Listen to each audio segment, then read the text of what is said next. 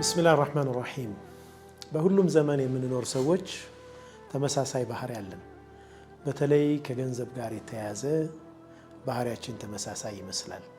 አላሁ ሱብሓነሁ ወተዓላ በተከበረው ቁርአኑ ወኢነሁ ሊሑቢል ኸይሪ ለሸዲድ የሰው ልጅ እኮ ለገንዘብ ያለው ፍቅር ብርቱ ነው ይላል አላሁ ሱብሓነሁ ወተዓላ።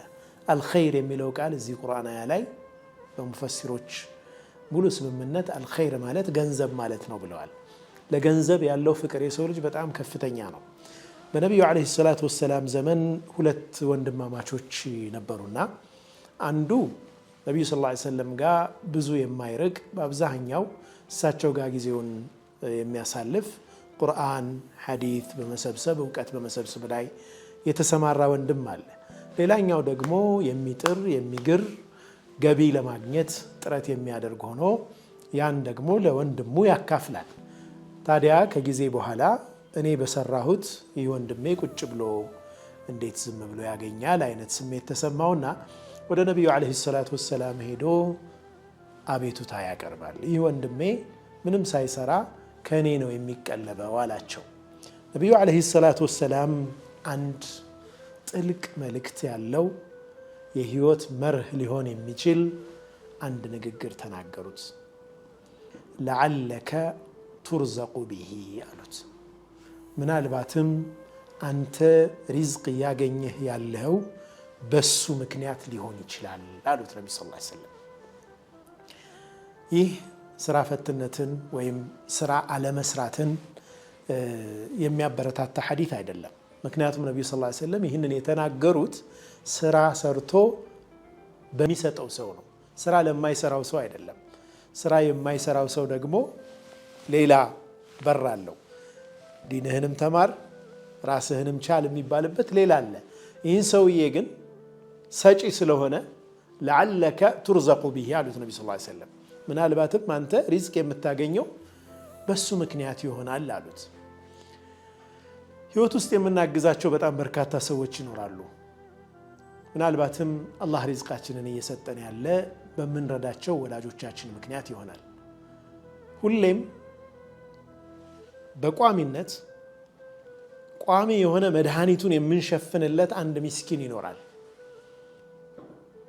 ሁሌም የማይለቅ አይነት በሽታ ይኖርበትና መድኃኒቱን በቋሚነት እየሸፈንለት ይሆናል። ያም የሪዝቃችን ምክንያት ሊሆን ይችላል።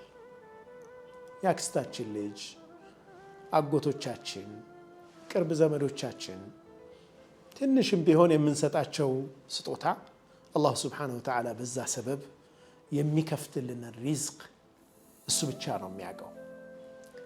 አንዳንድ ጊዜ እነዚህን እውነታዎች በደንብ ሳንረዳ እንቀርና በመስጠታችን ምክንያት እየተሰጠን መሆኑን እንዘነጋና አላሁ ሱብሓነሁ ወተዓላ ከሚሰጡት ጎራ ማድረጉን ከሚቀበሉት አለመሆናችን ትልቅ ጸጋ መሆኑን እንዘነጋና መስጠትን እንሰላቻለን።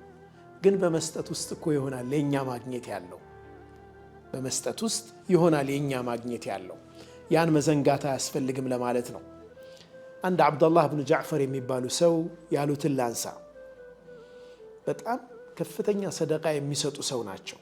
በነገራችን ላይ ከሰለፎች ዘካ የማይወጅብባቸው ሀብታሞች አልፈዋል ይባላል። ምክንያቱም ዘካ ለመውጀብ ሐውል መሙላት አለበት፣ አንድ ዓመት መሙላት አለበት።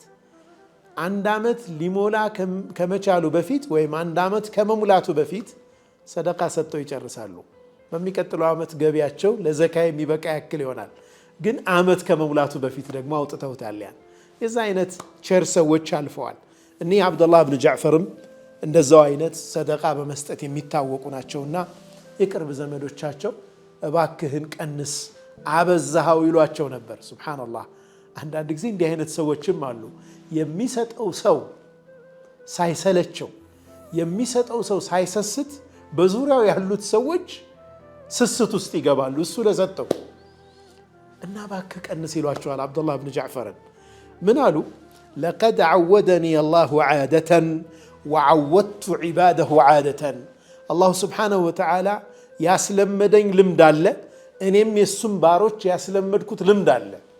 አላህ እኔን መስጠት ለእኔ ጸጋውን ማንቧቧት አስለምዶኛል እኔ ደግሞ ለባሮቹ መስጠት አስለምጃለሁ ታዲያስ فأخشى إن غيرت عادتي أن يغير الله عادته እኔ ያስለመድኩትን በመቀየር ምክንያት አላህ ለኔ ያስለመደውን መልካም ነገር እንዳይቀይርብኝ ይፈራለሁ ይላሉ لعلك ترزق به ምናልባትም በሱ ምክንያት ሪዝቅ ያገኘህ ይሆናል የህይወት መርሃችን ይሁን የምንረዳቸው የምናግዛቸው ደካሞች ምናልባትም አላህ Subhanahu Wa Ta'ala እኛን አከፋፋዮች አድርጎ ሹሞን ይሆናል ነገ እኛም ሰዎች እጅ መውደቃችን እርግጠኞች አይደለንም ለዚህ ነው ነብዩ ሰለላሁ ዐለይሂ ወሰለም አላህ ባሮች አሉት ጸጋውን በእነሱ በኩል የሚያከፋፍልባቸው እነርሱ ግን እምቢ ብለው ያን ጸጋ ማከፋፈል ሲያቆሙና ሲይዙት انتزعها منهم ብለዋል ከነሱ ይነጥቅና